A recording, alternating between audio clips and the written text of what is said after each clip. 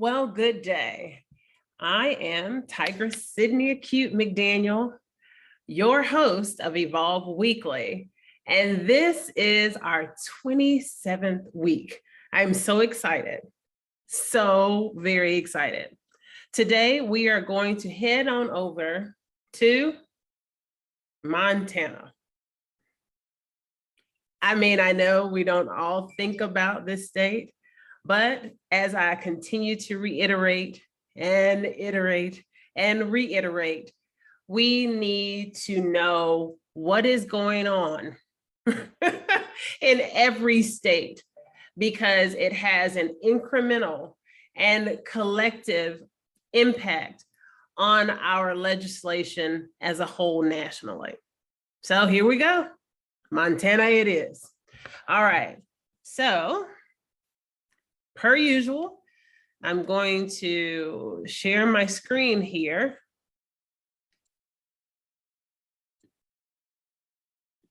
And believing that you all are well when this reaches you. All right. Montana. State legislature. Just that simple. Let me turn off this or silent the ringer, right? My notifications are going cuckoo right now. And we will begin with our affirmation, or my affirmation to you all. May I further enlighten and encourage our collective understanding and even individual understanding on the topics that we will cover, and may I not cause further divide. All right, so let's see what's going on in Montana. So upon the initial visual inspection of the website, I actually am impressed. This is the first website that actually appears to be designed as opposed to maybe a template. We know this because of the very unique, you see the state shape, right? The outline of the state shape.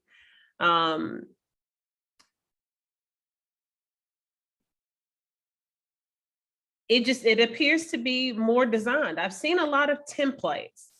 And it's very possible that this isn't a template. Excuse me, it's very possible that this is a template.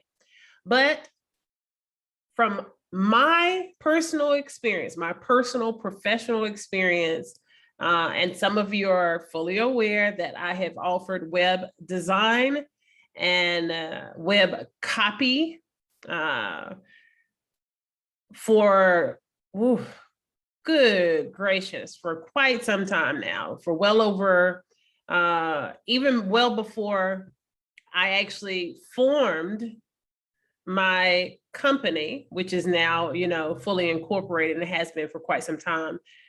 I was offering web design and the writing aspect, that as copy, the text that appears on one's website. And I've been doing that for quite some time. And just in my experience, this does not look like a template website. That I can appreciate. I can appreciate that greatly. Because number one, it indicates that there is a likelihood that there was some effort, that was put into this.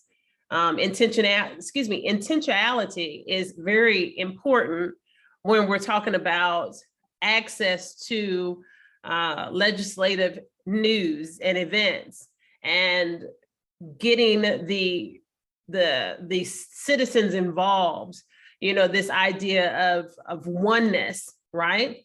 You don't feel that you're a part of the oneness, the coming together of the state itself or nationally, if you feel disenfranchised as it relates to the federal legislation or your respective state legislation. So this is very important.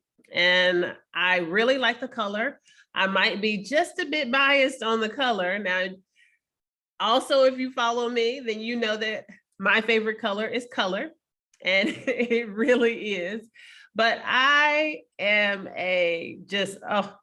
I love me a beautiful indigo. And this is a beautiful gray blue. And let's see here. Yeah, it's gorgeous. I don't know if that's relevant to Montana, but we'll find out. Let's see. Very quickly, we'll go here, Montana state color. I don't know, we'll see. The colors of the flag, dark blue field with a Montanan state seal in the center and the state name above the seal. The blue field resembles the blue of the national flag, which emphasizes Montana's place as part of a larger union. So it's beautiful that they acknowledge that. It looks like this blue is more of a navy blue. And this is just, I guess we'll come off of this. This is, that was just a commercial site, you know. Let's see here.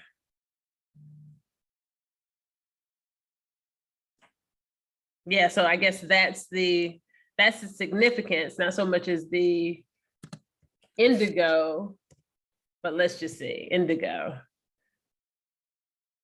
Yeah, Montana indigo. So it is relevant in some regard. Let's see here, official state colors for net state, indigo blue.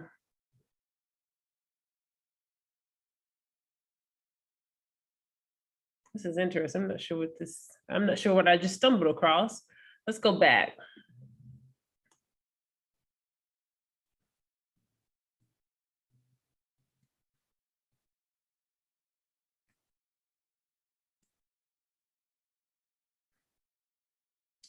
Let's defer to Wikipedia this time.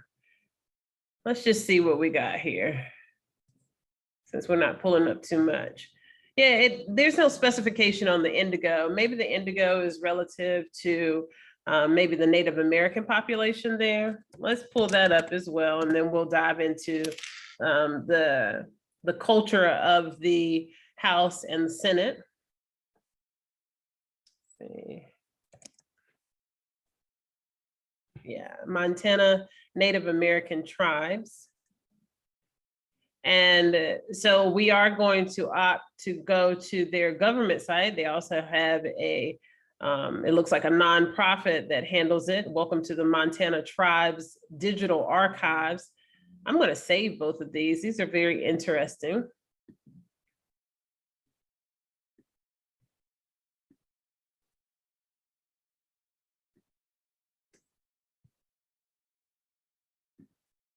Okay. Very interesting indeed. All right, so the tribal nations of Montana, let's see here. Blackfeet tribe of the Blackfeet Reservation. For some time, some of our family was under the belief that we were not only descendants of Cherokee tribes, or the Cherokee tribe, but we were also very possibly descendants from the Blackfoot or Blackfeet tribe. So then they had the Chippewa Cree tribe, Confederated Salish, and Kootenai tribes of the Flathead Reservation, Crow tribe of the Crow Reservation, Fort Belknap tribes of the Fort Belknap Reservation, Fort Peck tribes of the Fort Peck Reservation, and Little Shell Chippewa tribe, which is state recognized, and then Northern Cheyenne tribe of the Northern Cheyenne Reservation. Very, very, very interesting. And I'm believing that the state recognition, well, no, it says Montana is home to 7 Indian reservations, and the state recognized Little Shell tribe of Chippewa Indian. So yes, so my presumption is probably accurate. State recognized, of course, then there would be the treaties that would apply to those that have been recognized formally by the state. So that's very interesting, very interesting. And it shows their makeup in the state, which is kind of like on all sides, if you will. This is very interesting. I'm going to list this, I'm going to share this link on my political campaign page here.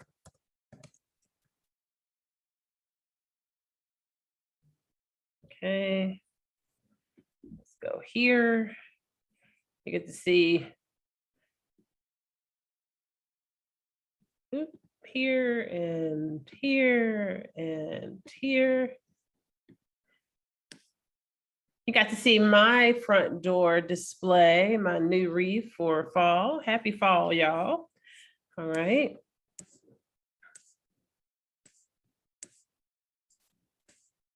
Okay. So we posted that for our collective information.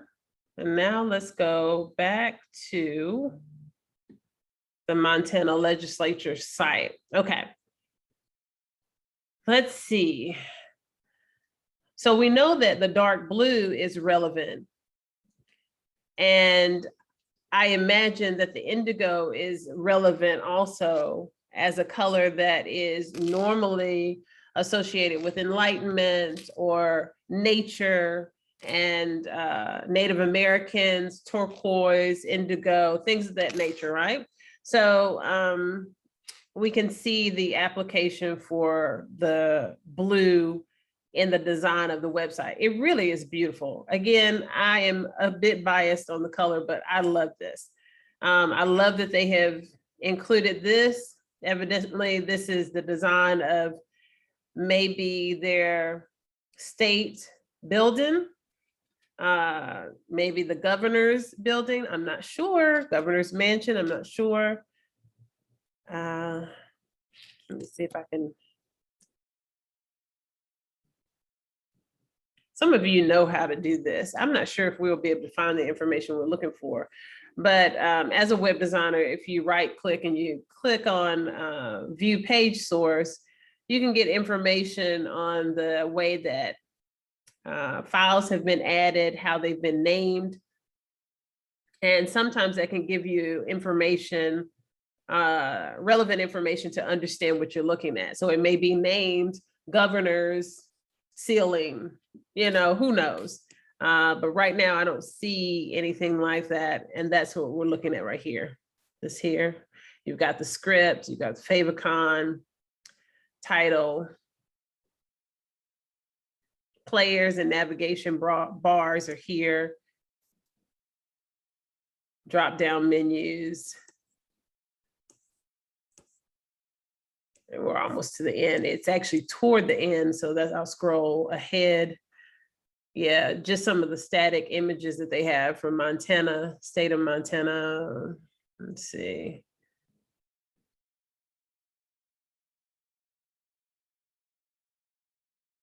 Let's see, fixed footer. Yeah, I don't see anything that indicates the actual name. It just looks like they just images they have. Image fluid M-3. Yeah. So I'm going to make an attempt to see if we can find out if, because this is a pretty specific, let me cancel that. The call will come in on my computer for our business line if my phone is on do not disturb. Okay, so let's see. Montana government building. Mural ceiling. Let's see.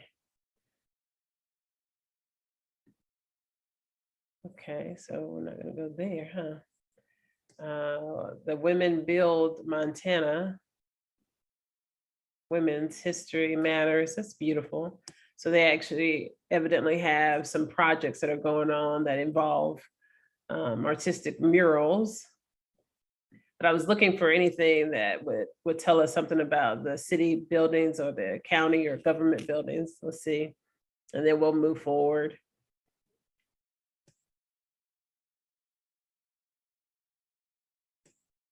Yeah, it's very likely the state legislature building. Let me go back and actually put that in instead.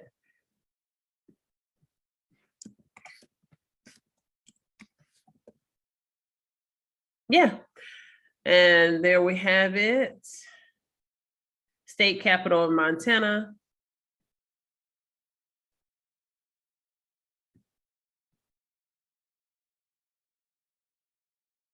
Skylight mural.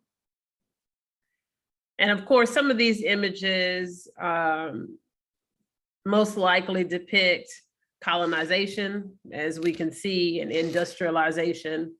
They may even depict inaccurate history as we continue to learn and relearn that some of the stories that have been promulgated are not factual, and that they conceal some of the evils of colonization. But at least we know that this is the picture to which they refer, or the buildings and the murals.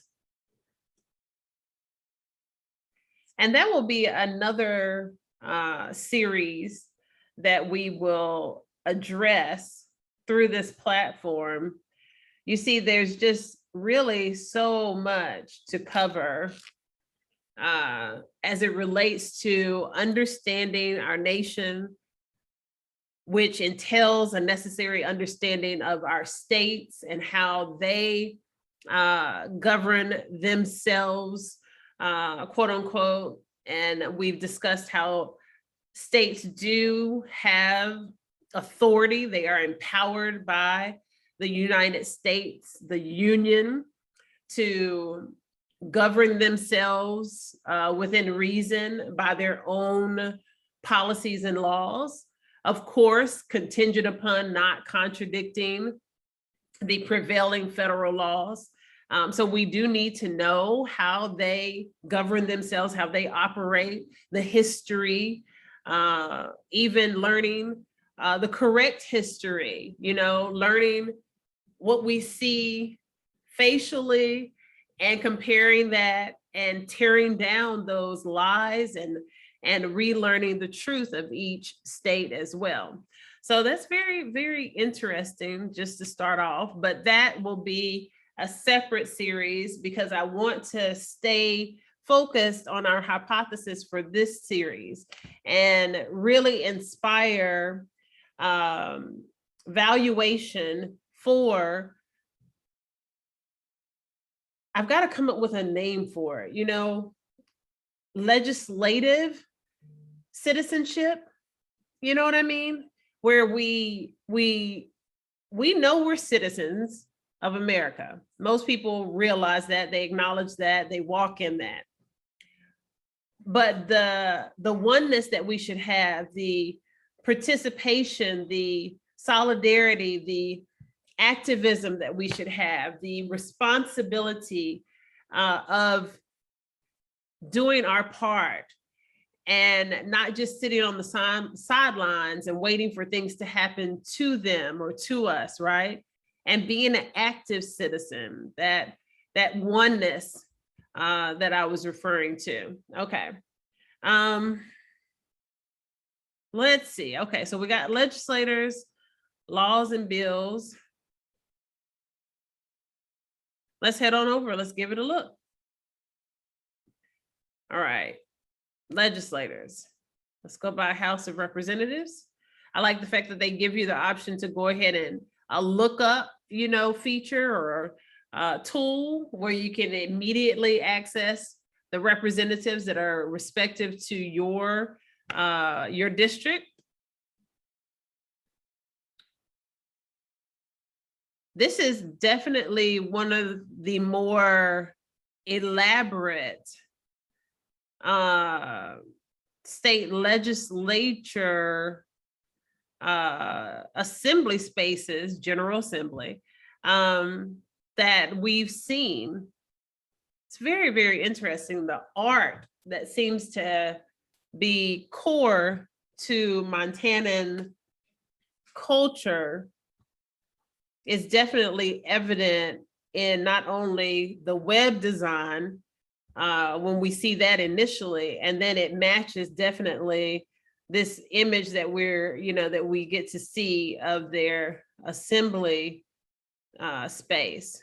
The House is made up of 100 members elected to 2-year terms. Montanans elect all 100 members every 2 years. Okay, so let's see how this goes. So their listing, of course, the leadership, and it looks half and half. So we've got the Republican here, Wiley Galt,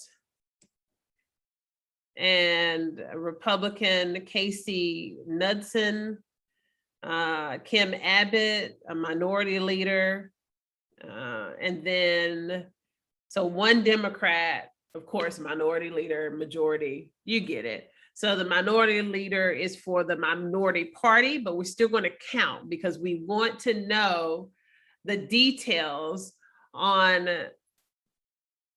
the designation of Republican versus Democrats in our House and Senate for every state. This helps us to understand, number one, what needs to change. And if we then take a deeper look and look at the legislation that has been passed or lobbied by those Republicans that may be at issue, to have them be the focus of our campaigning and efforts to flip those seats and ensure the longevity of our democracy, right? Now, again, we know that that doesn't necessarily mean that the Republican in any particular office is on the wrong side of justice. But it is important that we keep that in mind. Because, again, as we've gone over many times before, and what stands true is that generally speaking, the Republican mindset is not on the right side of justice. Okay. All right. Here we go. So let's see if it's giving us. Okay, so it's just telling me fine, legislator. I don't, okay. So the leaders are listed, and then the whips, which we already went over. If you're seeing this for the first time, the whip is like an assistant to the leader, if you will. And we'll look that up again.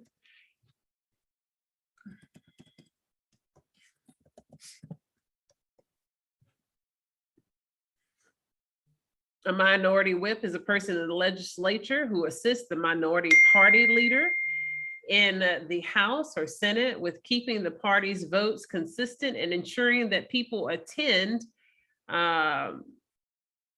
important voting sessions. And you can do a deeper dive. That's wonderful. All the images online are just something else, right? And just as it says, as their title implies, the majority leaders represent the party holding the majority of seats in the House, which is what we just went over. But you get to see that and get the definition straightly. And the Senate, while the minority leaders represent the opposing party. In the event each party holds 50 seats in the Senate, the party of the Vice President of the United States is considered the majority party, and that makes sense. The members of the majority party in both the House and Senate elect their majority leader at the start of each new Congress. Remember, I told you they look at the Congress And you've heard them referred to as college, session, and so each Congress is like a class, if you will. Think of it like that way when they come in. The newly elected group of Senate and House of Representative leaders. There you have it, okay? All right, so we don't have to overthink any of this. Let's go back over. Oh, no, not there. I mean, I am in school, but we're not going there. Okay, so let's see here. I am trying to get to the list. I need a roster. There we go. View the roster. Okay. All right, so this is the style that we don't prefer, where we don't get to see pictures up front. We don't get to immediately, visually see or inspect the ethnic diversity of a legislative body. That's going to be the standing recommendation for this platform, and in our proposal to implement a more perfect union, right? Definitely. Amongst many other, suggestions that we hope to be able to compile into this plan. Let's see. Okay. All right, so let's count, since we can't, go through them because they're 100, it says. And it's just not feasible in the time that we have set for these sessions to go one by one and inspect the ethnic diversity, which is unfortunate. It's very unfortunate. Okay, so, and then they've got pages and pages, right? Okay.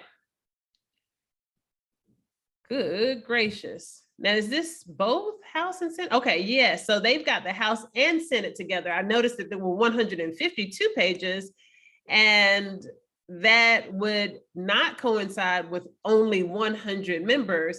So I thought maybe it looks like they've got them consolidated, and they do. This is the first state that we've seen that has the House and Senate consolidated for the roster. So we're going to filter by the House because that's what we decided to start with. Okay. And so I should have a different, let me look at the bottom and make sure. Right. Okay. So filtered from the 152 total entries.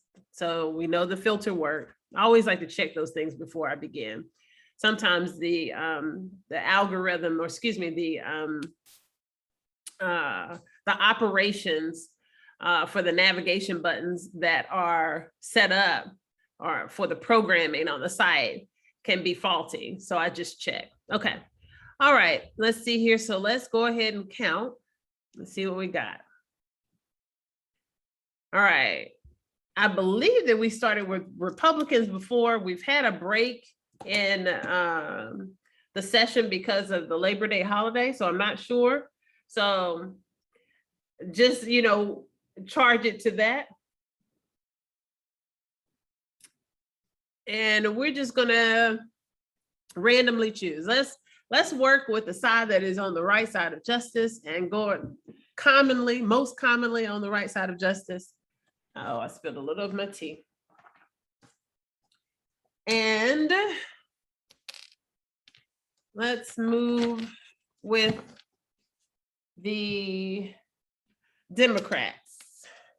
Here we go. So 1, 2, 3, 4, 5. And I had a moment there. I know you saw me pause, or I think you saw me pause. I was thinking that the Democrats were highlighted with this tan color, and they're not. So I was going to, use the process of elimination and go faster, but nonetheless. So I believe we're at what, 5? I forgot. Let's go back. 1, 2, 3, 4. Yep, 5, 6, 7, 8, 9, 10, 11, 12, 13, 14, 15, 16, 17, 18, 19, 20, 21, 22, 23, 24, 25, 26, 27, 28, 29, 30, 31, 32, 33.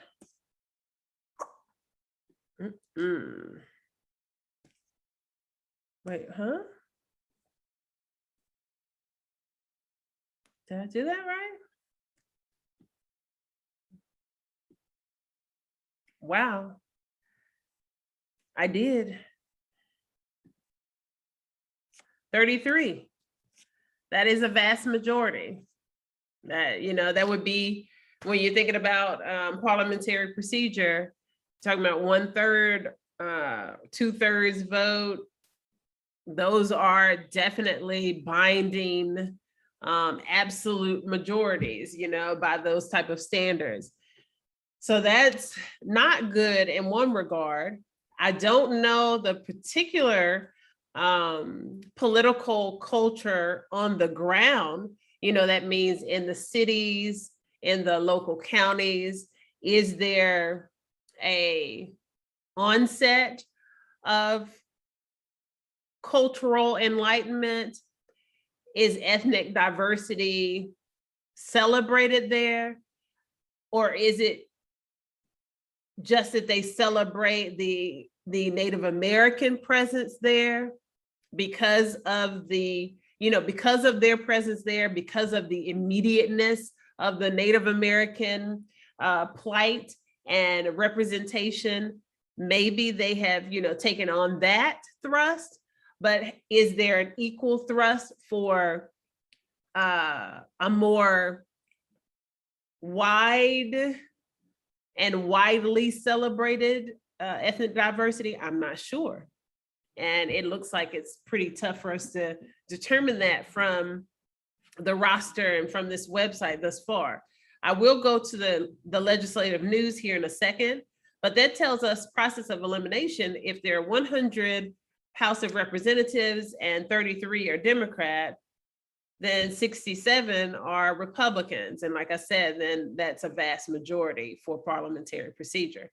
So we know that this state ideally need be flipped, especially if we have the binding presumption that the Republican Party is generally on the wrong side of justice.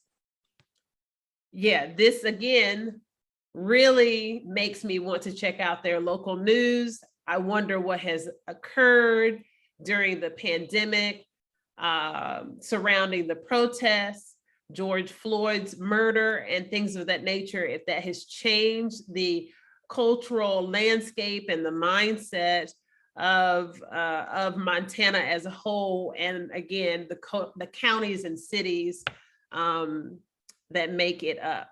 Okay, so, but before we get ahead of ourselves in that regard, because we do have a little time, if I quickly go through and do the tally for the Senate. So again, we know that there's already a Republican majority. We want to know how great that majority is, right? All right, so then we're going to go back and I'm going to go back to the roster. And this time, hold on one second. Asa, please close your door. Asa, close your door, please. Thank you. All right. So let's see here. And for those of you who are tuning in for the first time and you're wondering who in the world is Asa, that's my son. And he attends an online academy. He does not attend public schools. And he's already finished his work for the day. And this is actually going to be a pre-recorded session this go round because we have some other commitments for this evening. So we won't be going, I won't be going live tonight at 7 p.m. But we hope to resume our live sessions in the next week's session. All right, so let's go here. This time we're going to filter by the Senate. And let's see what we got, because I didn't look that up initially. But they're only 2 pages, so. Okay. All right. Again, we're starting with the Democrats. So 1, 2, 3, 4, 5, 6, 7, 8, 9, 10, 11, 12, 13, 14, 15, 16, 17, 18, 19, 20. Okay. 20. All right. So then we can count backwards for the Republicans. So we got 20 Democrat, remember that number. 1 Republican on this side. Then we have 2, 3, 4, 5, 6, 7, 8, 9, 10, 11, 12, 13, 14, 15, 16, 17, 18, 19, 20, 21, 22, 23, 24, 25, 26, 27, 28, 29, 30, 31. So that majority is not as great. That majority is near neck and neck. And I wonder what positive impact that has on the legislation that comes out of the Senate, because we know, and we discussed this last session, that generally the Senate does have more power. And we will pull that up once more.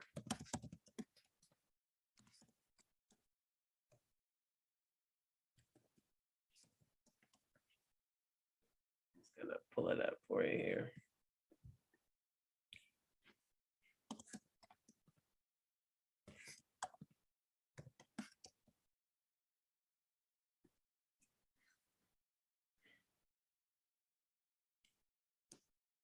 Okay, this coming from the a government site through the Congressman Hal Rogers.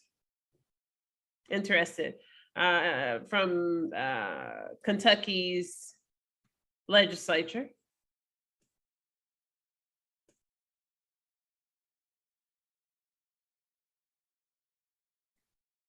He speaks of it, which is accurate. The House has several powers assigned exclusively to it, including the power to initiate revenue bills, impeach federal officials, and elect the president in the case of an electoral college tie. Remember, I told you about the college reference. It's part of the nomenclature, so that we have this understanding. Understanding the nomenclature of legislation helps us to better understand the engine of legislation altogether. And it helps us to be able to not only just apprehend or understand it, but thereby know how to get involved in the process of legislation at whatever level you feel most comfortable getting involved at, you know? Okay, let's see. The Senate has the sole power to confirm those of the president's appointments that require consent and to ratify treaties. Okay, let's go here. This will give us a little bit more. The legislative branch, this is directly from the White House. Established by Article 1 of the Constitution, and excuse me, remember I told you my sinuses, or I believe I told you my sinuses are kind of acting up. And because of the seasonal changes, but I'll be fine. All right. The legislative branch consists of the House of Representatives and the Senate, which together form the United States Congress, right? Or form the United States Congress. Now, this is telling us from the federal level, but it's still important to understand the dynamic at the state level as it further breaks it down. Okay, so the House has several powers assigned exclusively to it, including power to initiate revenue bills, impeach federal officials, and elect the president in the case of an electoral college tie. The Senate is composed of 100 senators, 2 for each state. Until the ratification of the 17th Amendment in 1913, senators were chosen by state legislatures, not by popular vote. So that's a good thing, because that re-enlivens the citizens' input, right? Okay, the democracy of it all. Since then, they have been elected to 6-year terms by the people of each state. Senators' terms are staggered so that about 1/3 of the Senate is up for re-election every 2 years. That's good, because you want the pot to be stirred just like you would with a roux, so that the bottom of the, where corruption is, doesn't bind more and become more solid and more viable as a corrupt force against our democratic values for our nation as a whole. Now we see, unfortunately, that there still can be some influence on the next election.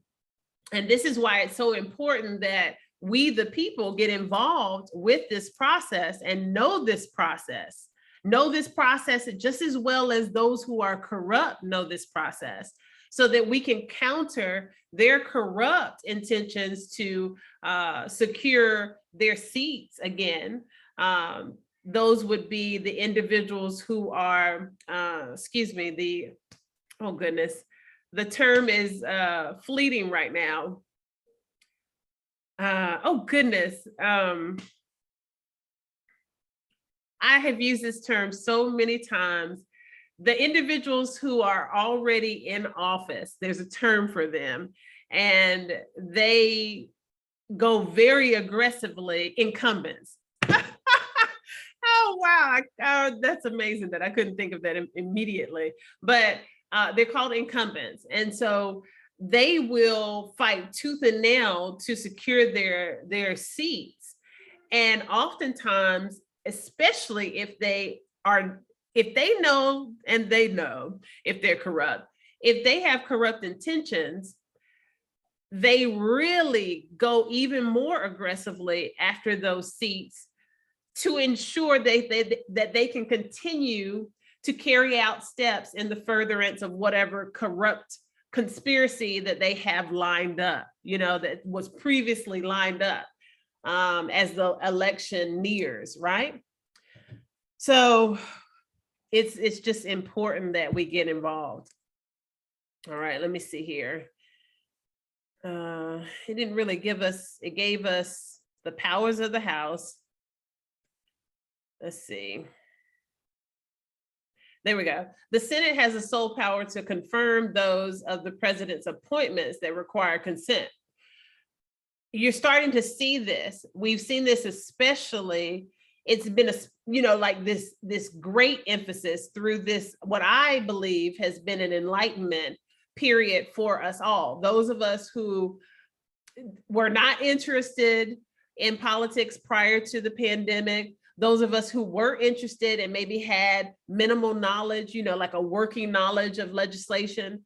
I believe that all of our collective and individual understanding has been increased, through this time, and that we have together been enlightened. Now, whether people are acting like it, or if they're not acting in accordance with it, some of us, but I do believe that has occurred. And you're seeing that the appointments that the president, who we elect, so we elected a Democrat as president. That was the first step in the right direction. Even though, yes, in a lot of ways, our biggest concern is that we always have a candidate pool of lesser evils, right? I completely agree. But at the end of the day, you know, the Democratic mindset is generally on the right side of justice and generally the way we should go. Now, there's one caveat, and I've mentioned this several times, and I'll do another plug. Recall from the election from which Trump was ultimately elected. There were lots of contentions because that was a period of great enlightenment for the citizens of America as well. And no one wanted this same candidate pool of the lesser evils. We were sick of it. And so people who would otherwise vote very routinely toward the democratic principles went the polar opposite direction. And in their mindset, they felt that now some from the input that I've received on the campaign trail, speaking with people, remember, I've run for office consistently since 2013. So I often get to hear directly from the community how they feel about each, not only municipal and county elections, but also our state and federal elections as well. And generally, people just wanted to vote for anything that was not the status quo. And so even where they didn't holistically agree with Trump, and of course, you know my views, again, I'm getting to the caveat, which will clearly set what my views were for that election cycle. But those individuals were just like, screw it, I'll just vote for Trump. Even though, again, that they had no real connection with Trump, except for that he was not the status quo.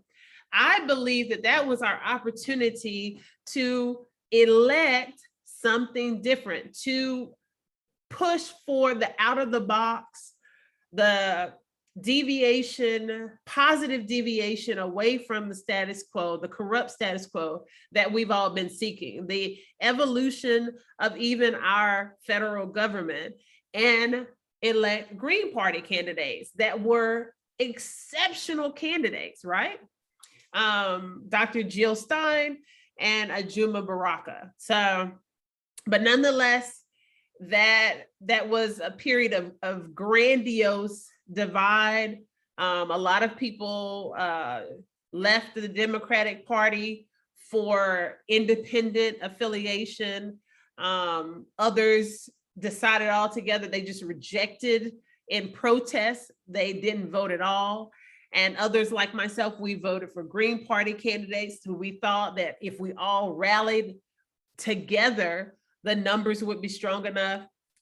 But ultimately, the point I'm making is that the president's appointments that require consent, those appointments are very, very vital. Now, if we have a Republican majority Senate and a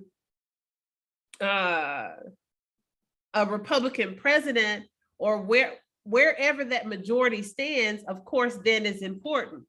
This is why, even though we get disgusted at the gridlock because we have a Senate and House that is divided by only one seat in favor of the Democratic Party. So we have a Democratic majority, but it is not a great majority. And so that's why we end up with the gridlock.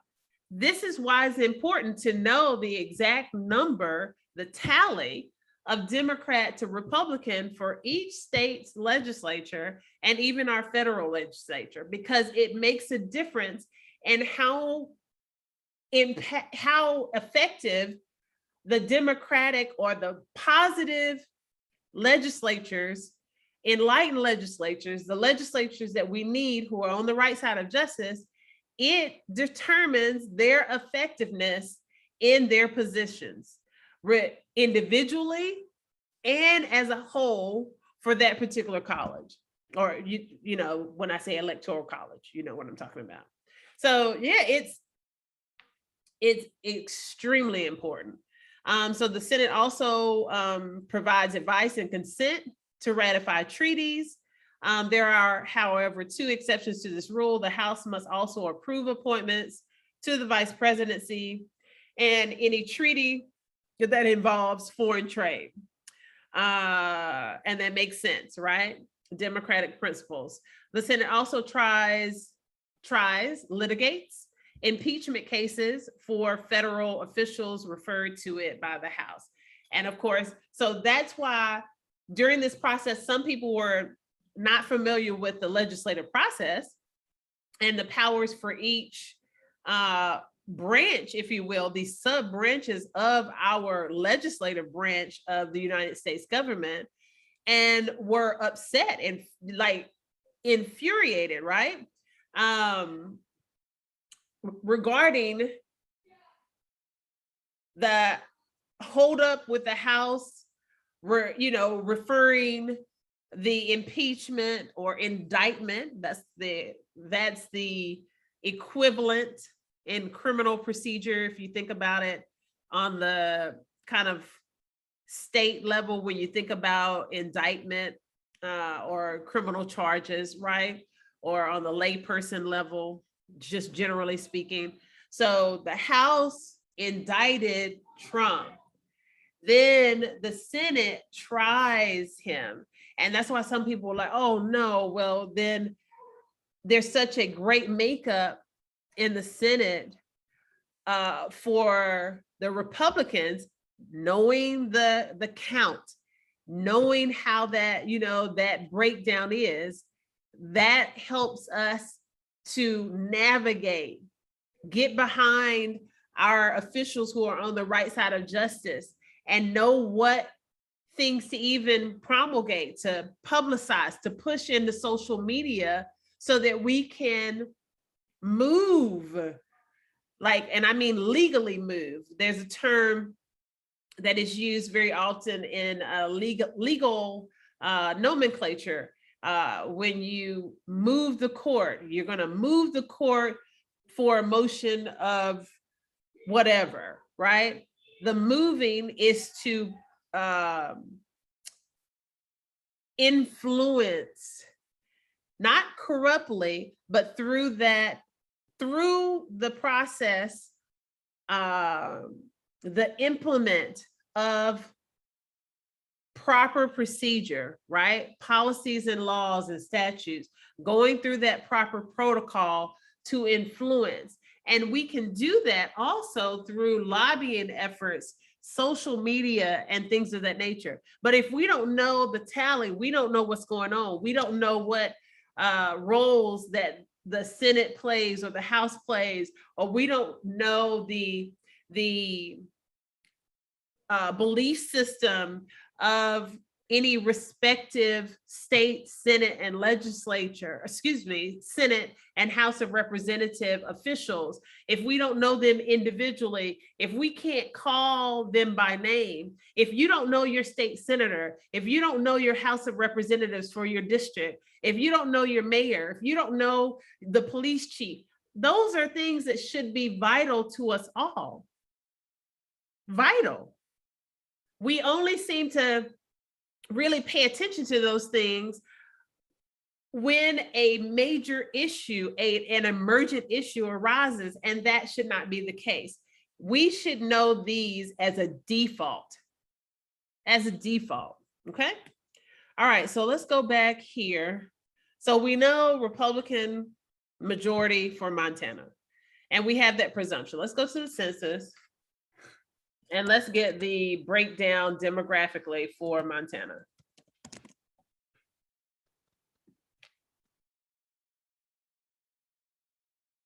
Okay.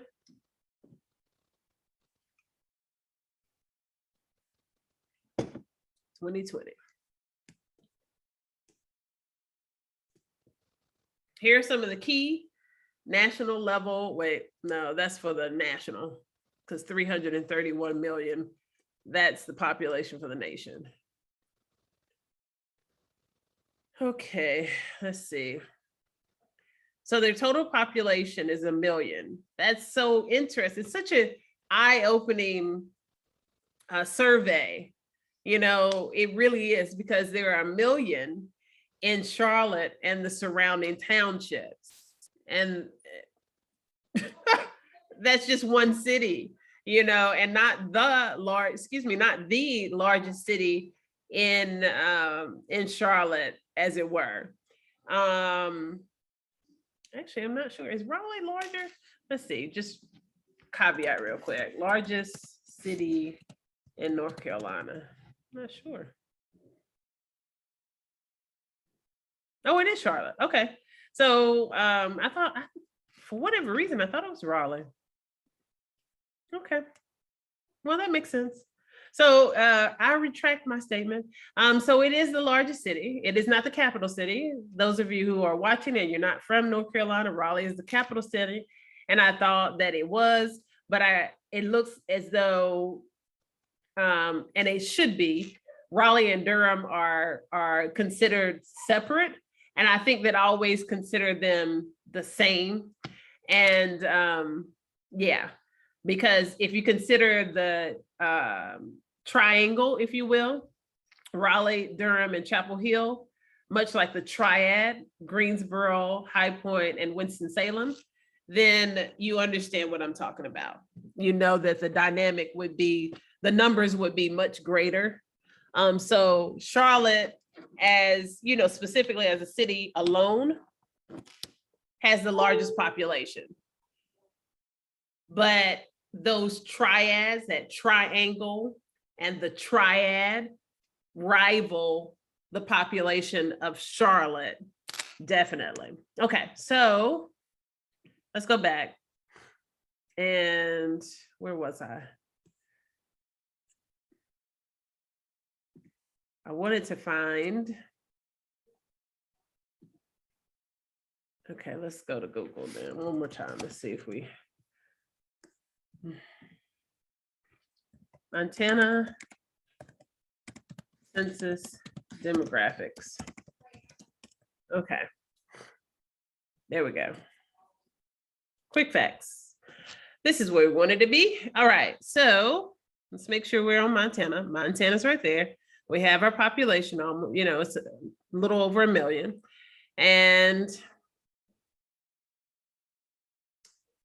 okay, again, overwhelming majority is white or Caucasian, 88.9%.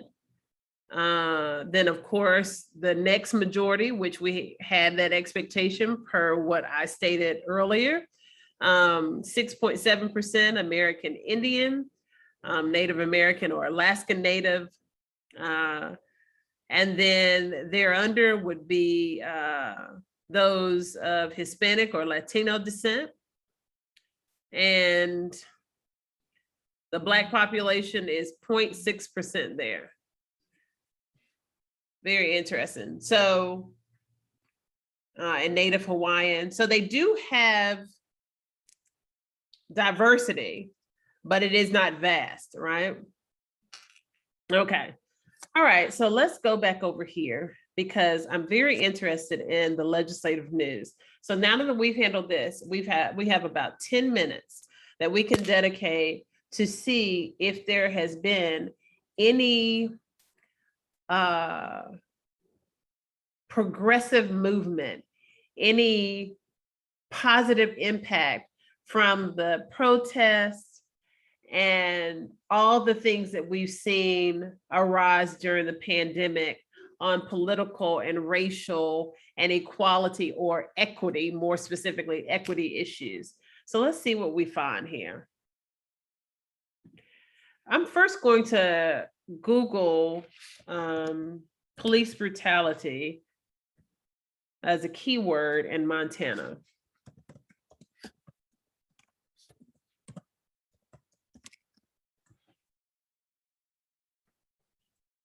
Montana Speaks, Family Speaks Out. This is from their Boise State Public Radio. This is NPR, so this is a trusted resource, National Public Radio. Let's see, a Montana family speaks out about police violence against Indigenous people. Interesting. I'm going to post this. This is the second story in the Mountain West News Bureau. And evidently he was a person that was killed. His name is Cole Stump, was 29 years old when he was shot and killed by Billings police in October. According to the department, he pulled a gun during a struggle with officers. Let's see. This is the second story in the Montana West News Bureau series, Elevated Risk, a project powered by America Amplified, a public radio initiative. Cole Stump was a Montanan through and through, the 29-year-old citizen of the Chippewa Cree tribe, an American native, was raised, or Native American, right? Was raised on the Rocky Boys Indian Reservation in the north central part of the state and had family ties to the Fort Peck Reservation in the northeast corner. He was a loving father of 5 and a skilled ranch hand. He spent a lot of time breaking horses. He loved being a cowboy, said his sister. He loved horses. If he could be around a horse, he would. We always had fun when Cole was around. He was always laughing, always teasing.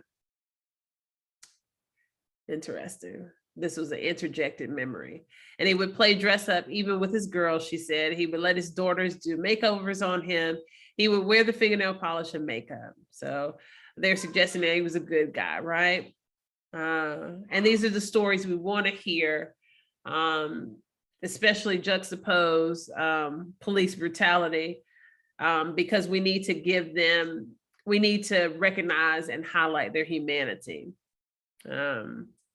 Even someone who is subject to criminal charges, as the Constitution and federal statutes and state statutes stipulate, that person is innocent until proven guilty. And even when proven guilty, they still have the right to humanity. Okay, those rights, the right of humanity is not stripped with a conviction. There are other rights that may be stripped, but not humanity. All right. Laughter erupted on the call, a rare moment of levity for the family that's been mired in emotional pain and uncertainty since Stump's death at the hands of police just 3 months ago. And this was January 26, 2001.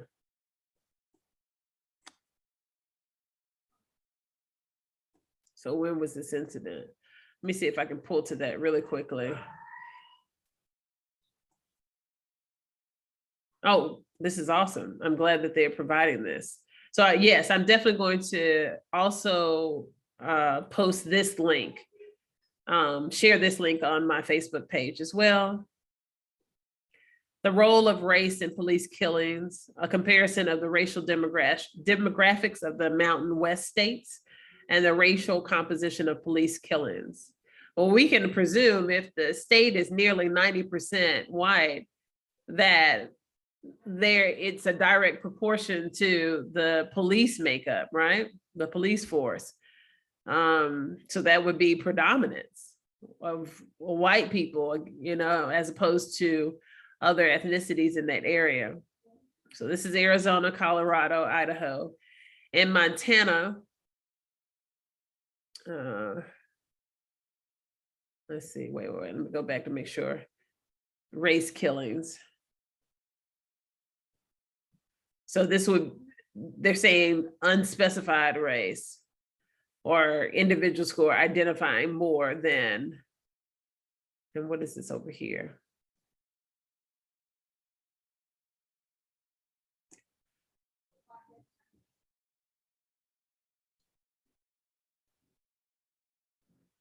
Hold on, I'm not sure I get it. Percent by race. The role of race in police killings, a comparison of the racial demographics of the Mountain West states and the racial composition of police killings. Well, I don't know.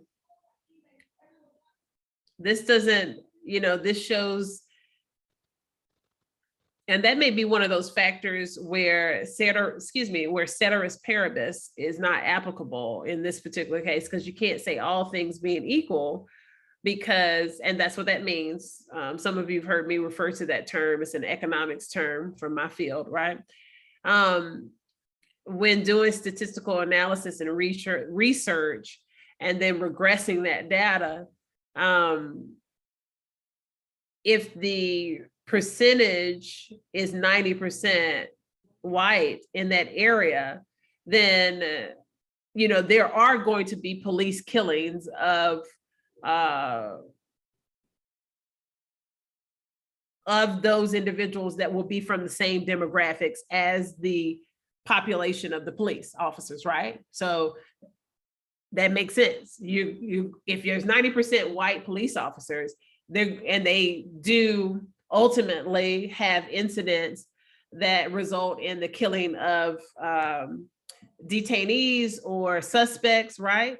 Then some of them will be white, and that's what you see. So it's showing that the majority, if I'm understanding this chart correctly, are white.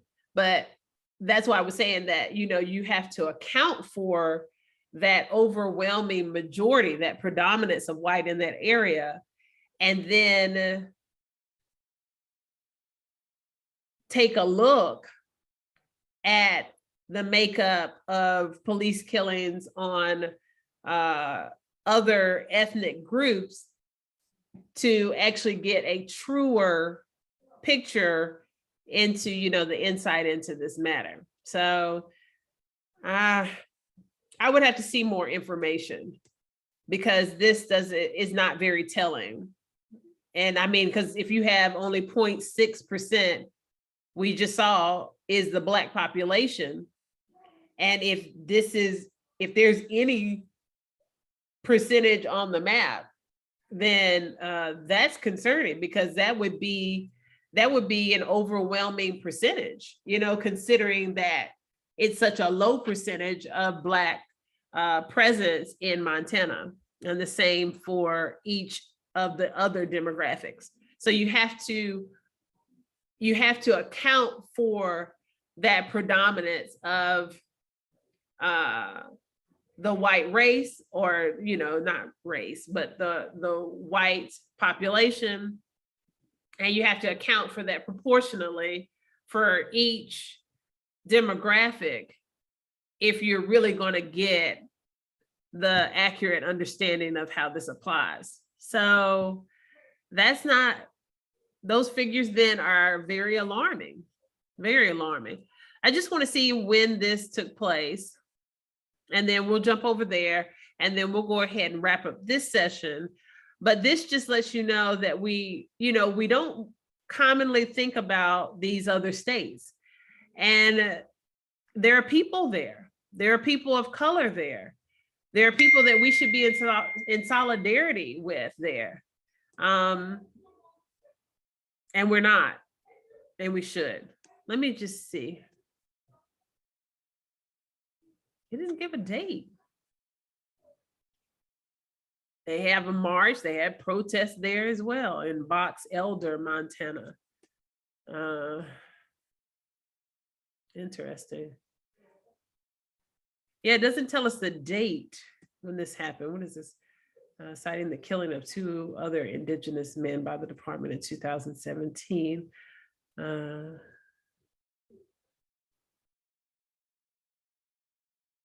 His relatives say the Billings Police Department has released little information about why officers shot him and killed him.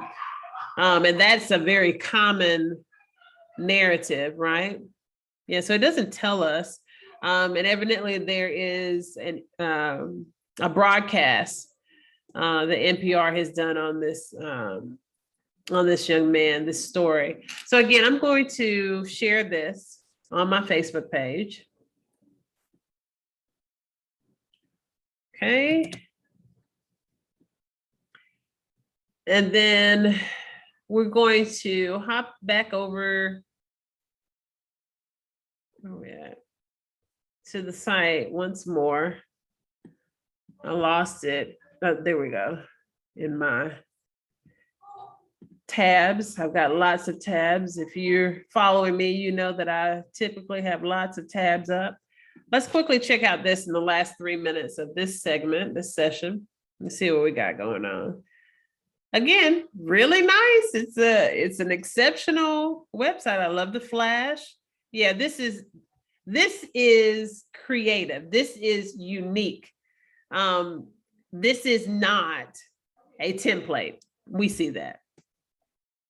So, and the way that they have it is indicative of someone who is artistic, who appreciates the artistic value, but that could just be part of their history too. And that's why we're seeing that, because I was going to make the connection that maybe there is a period of enlightenment on even cultural matters and political equity because of what I'm seeing from their design, but maybe not. Again, because if it's just part of their history of art, then, liberal arts and things of that nature, then it just is what it is. Okay, upcoming events. Let's see, Legislature 365. While the Montana legislature convenes a session every other year, lawmakers and their staff are constantly working for Montana and its residents. Legislatures field questions from constituents, pore over mounds of research, and ask tough questions about important issues. Check here frequently for updates on implementation of new laws, in-depth research, links to interesting topics, and timely items about the legislature. That's a really good copy too. Read the legislative news. Let's go there really quickly. Yeah, this is a nice site. These are nice. Whoever's handling their website needs, like with the other state that we highlighted, I believe it was Rhode Island that we were very impressed with. Yeah. These two could work together and very, very succinctly tackle the other websites that are considerably in need of improvement. Okay, this is just on burning news and fires, financial modernization, risk analysis committee, elects leadership, establishes the plan. This is for the state tribals relations. They elected, okay, so these are Tyson Running Wolf, most likely is a Native American. Let's see, let's go here and see what they're doing in that regard. But we don't really see anything else. And this is, this is an opportunity for us to dive further in. If you live in that area, if I'm reaching Montana, which is my goal to reach every corner, every state, and when I say every corner of this nation, every corner of each state, and get everyone involved so that we can collectively turn this around, this that we are not content with, this that we want to change, this thing that we call our home, our country, even if it is not our country of origin, even if it's not our country of descent, we're here.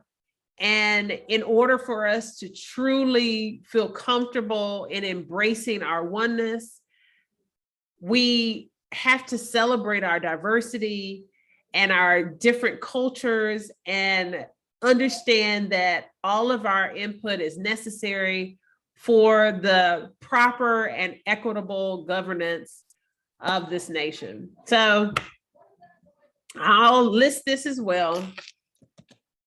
Let me see, let me post this here. And then we'll go ahead and wrap up this session for the day. As always, it is my absolute pleasure to come to you each time that we have this opportunity. It is yet another chance for us to connect and grow together and learn, unlearn, and relearn so that we can implement a more perfect union. I am your host, Tigress Sydney Acute McDaniel. Join me again next week for another session of Evolve Weekly. This session, this series, 52 weeks on how to implement a more perfect union. Have a great week.